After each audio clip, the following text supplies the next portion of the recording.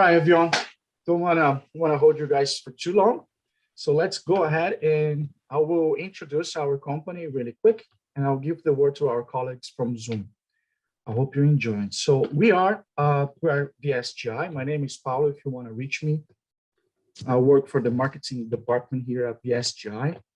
So VSGI is a nationwide AV integration firm. We focus on collaboration technology. That is in the business for 30 years already, servicing thousands of customers across the country, commercial, federal, healthcare, higher education, and many more. We take a product agnostic consultative approach to ensure that the customer solutions will be the developer based on your objectives, not a list of products that we are just giving to you. So we will help you get any problem that you have in terms of collaboration, the best product for you. We have a proven track record of designing, installing, and supporting technology solutions for our customers in a wide range of environments, from basic video conference cards to fully integrated conference and boardrooms to comprehensive global digital signage developments to full-scale command centers. And with that, I will give you the word for our friends from Zoom. Thank you. Excellent, thank you. So I am going to share my screen and take us through a few slides here. I'll be brief, but useful. Okay, my name is David McAllister. I work on the federal team here at Zoom, specifically involved with our Zoom for Government product. And I work with our channel partners, and glad to meet all of you today. Thanks for coming on board. We're very glad to be working with our important channel partner, VSGI, today. They're a longtime partner with us on the Zoom for Government product. And virtually everything we're going to do this year is through partners like VSGI. So we're glad to have you work with them on any of your projects in this space. Let me take, for those of you who are new to the Zoom for Government product, a lot of you are probably familiar with Zoom. Some of you may not be familiar with Zoom for Government. So I'll spend a few minutes introducing you to that product, and maybe I will enlighten you. And then those of you out there who are already using Zoom for Government, maybe there'll be a couple of useful nuggets for you as well. And then I'll let my teammate Stephen Ellis come on, and he's going to talk specifically about Zoom Webinar. Okay. So Zoom for Government. If you are not familiar, Zoom for Government is a completely separate freestanding product here at Zoom. The customer experience is essentially the same. It's about 99% the same. We are in, we're in commercial here, right? Yeah. So we're in commercial here, but your experience on the Zoom for Government side will be virtually the same. We are, all the products are the same from the commercial side, by the way. So we sell all the same solutions: Zoom Meeting, Zoom Room, Zoom Phone, which a lot of you may not have heard about, but we just started deploying in the Fed space, and Zoom Webinar, which we're going to talk about today. As far as Zoom Meetings, we do sell the same product. We package it a little differently here on the Zoom for Government side. We sell what's called 350G and 500G. And all that means to you, the Zoom for Government user, is those are the max number of users and max number of attendees in your Zoom meeting, either 350 or 500. And if you buy our 500 package, it also includes a Zoom Webinar 100, which just means that we include a license for a Zoom Webinar 100 with your Zoom Meetings license, which means that you can host a Zoom webinar like we're having here today. So if you need to have a smaller all hands meeting or a kickoff meeting. All the data on Zoom for Government is CONUS, which means it's continental US. So everything we do, Zoom for Government, all the data stays in the continental US. Even if we're deploying Zoom for Government licenses overseas, for AFRICOM, for State Department, for UK and Asia, all that data comes back to the US. And then everything we do here, if you haven't been involved with Zoom for Government yet, everything we do here is annual. So most of what you see out there in the Zoom world is all monthly recurring, but everything we do here in the federal government space is all annual.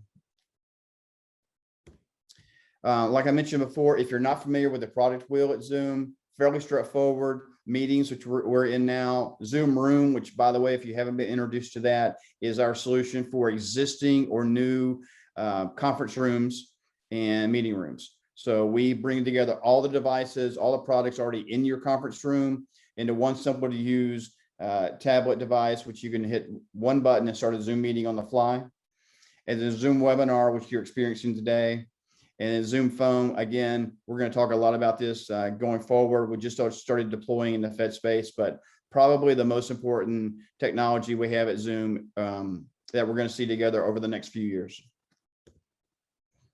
And then as for those of you interested about the security question here for Zoom for Government, we're currently FedRAMP Moderate. We have been since March 2 years ago. We are currently IL2, Impact Level 2. IL4 is coming for us. We are expecting a final approval from our sponsor, Air Force and DISA, in the next few weeks. We're currently conforming to IL4 since December. We're FIPS 140-2. And for those of you with a MaxGov subscription, you can pull down all of our security features from your MaxGov license.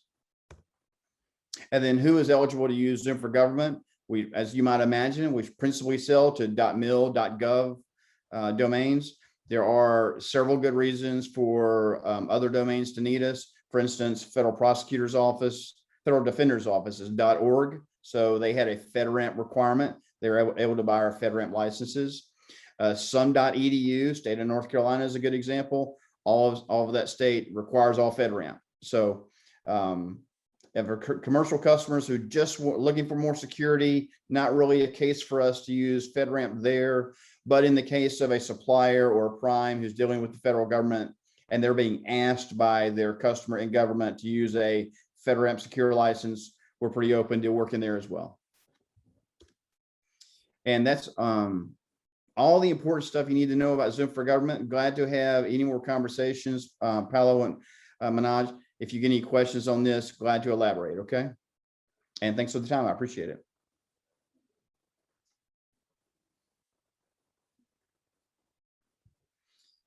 If you want to turn the prezo over to Stephen, I'll stop share.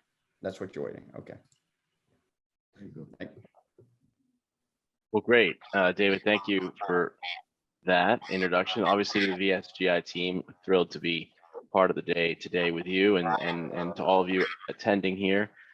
Thanks for listening. So I'm just going to share a few things myself, and hopefully the audio is working smoothly.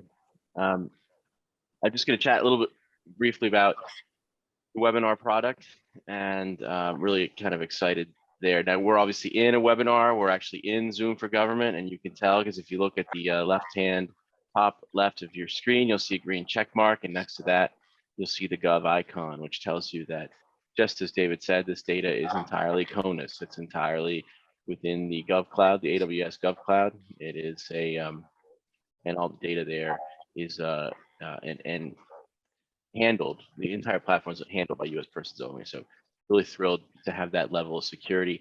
Why don't we talk about sort of why we're having this conversation? And I think part of it is because we want to dispel the notion of what a webinar is. So ultimately, what we want to make sure, maybe you're getting some feedback on my end, is that? No, I think David and Paulo can, if they can mute yourselves.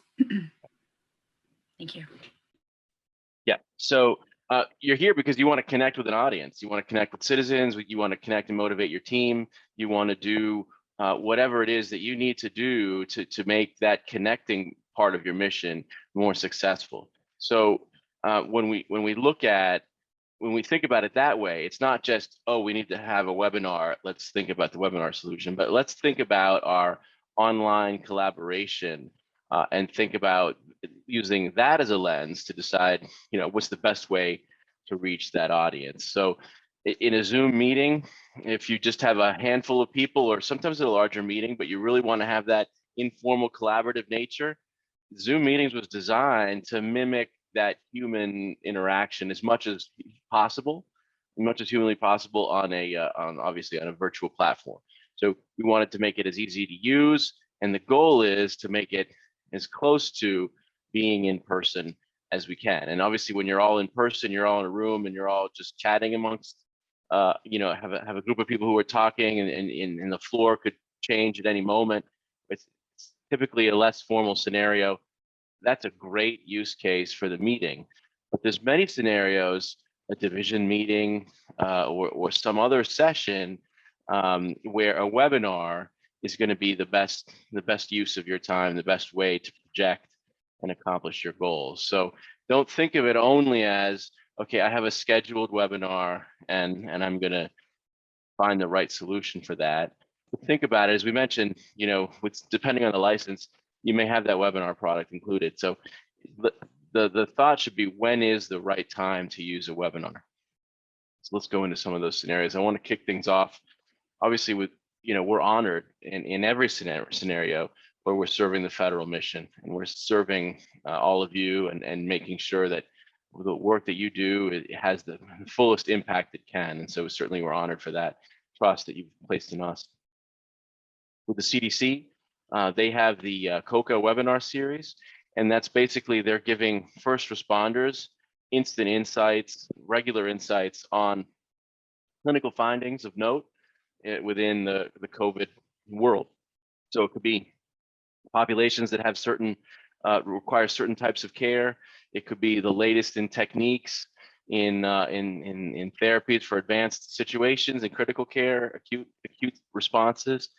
It could be about which vaccine is right for which person. It could be about the distribution. This is all done from the CDC to clinicians, and it's, you know, regularly getting 20,000 attendees, and they're able to communicate this life critical information in a direct capacity. So this is obviously a scenario where we're being used today, and we're certainly very honored for that use case.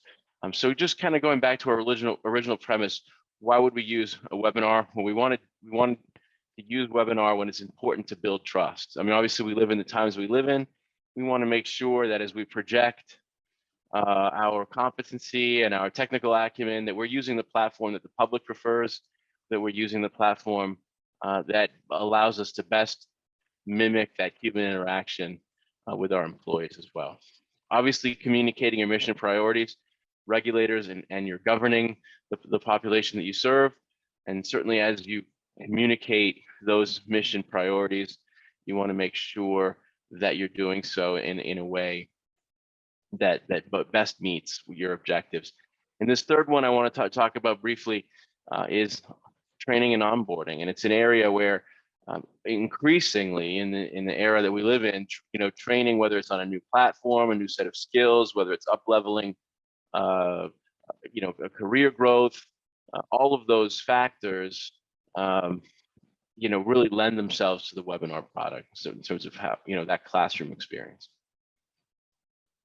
Well, I mean, building trust, it's certainly, you talk about the webinar platform and how you're able to reach that audience.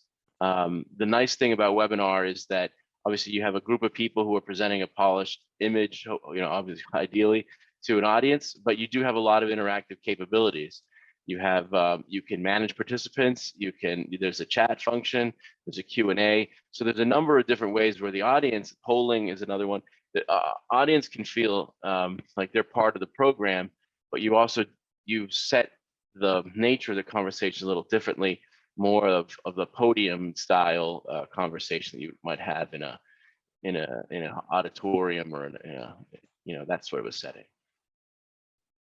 When you're talking about an all hands, is it a division meeting? Is it a town hall where you want to present a model of your vision? I know recently here where I live in the DC area, there was talk about expanding a roadway, and there was concern because it abutted a sensitive wetland. So they want to, you know, obviously present the academic findings of this in a town hall setting and want to make it as accessible as possible. That's obviously a local government option, but as we've seen increasingly, local government users are relying on Zoom for Government for the very reasons that Dave mentioned, the FIPS and the FedRAMP. So those types of events lend themselves very well to the webinar format, and we're seeing increasingly at the state level and certainly also federal level, a vision that going forward, we want to make sure that although we may have in person, we want to accommodate people who aren't able to attend in person. And so that this extending that into a webinar would be a wonderful use case there. You mentioned the training and the certifications and the onboarding. Again, between Q&A and managing and tracking participants in live polls, there's an opportunity to really communicate engaging educational content with evaluations built in and other tools that really help in the educational process and support those trainings and certifications, the CPE requirements, and all of that. So that you wouldn't necessarily be able to really get in the meeting format that's just somewhat less structured, less formal. As I mentioned, those interactive capabilities, the chat, the Q&A, live polling is another great one. You really can get that sort of anonymous but important input from the audience in terms of what they feel about a certain topic, and then you can structure the content on the fly depending on what you're trying to communicate or accomplish. Or do you want to learn more about this or that? Do you want to talk more about this or that? Or what's your feeling on this type of an issue? And you can really get that input, and then the audience feels that much more listened to. So those are some, I would just say that's a best practice when you're looking at webinar. But you're able to do that, and you'll find that interactivity goes a long way, and yet you still have the formality of webinar presentation. So certainly have that. Certainly no conversation on webinar or Zoom in general will be complete without a conversation on security. We take security extremely seriously. We've, just like everyone else in the last year, have been under a lot of scrutiny. But of course, we've taken that scrutiny as a challenge to say, how can we make our product as best and as you know, more impregnable as we possibly could make it. And you know, we live in an era where we hear about new breaches, SolarWinds and Microsoft every day. We certainly want to dedicate ourselves to secure and features and secure controls.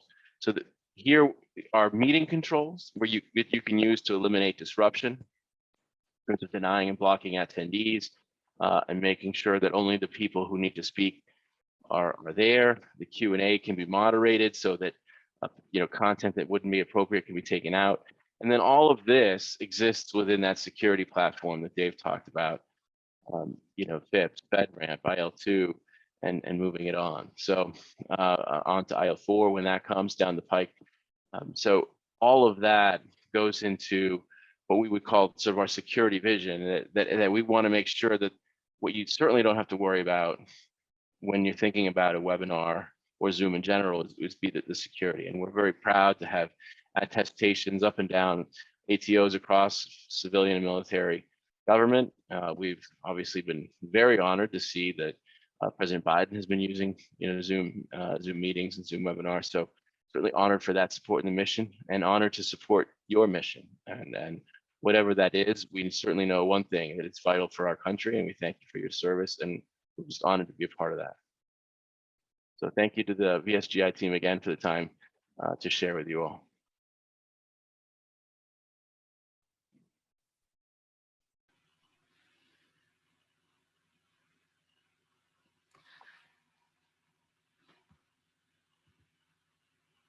Paulo, I think you might be muted.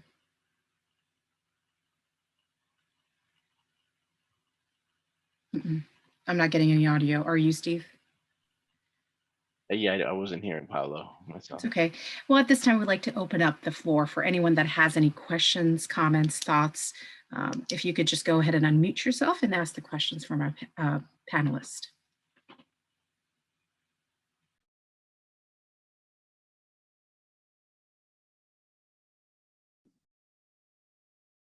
Or you can also use the Q&A if you want to put that in the Q&A, and we can find that populates live as well.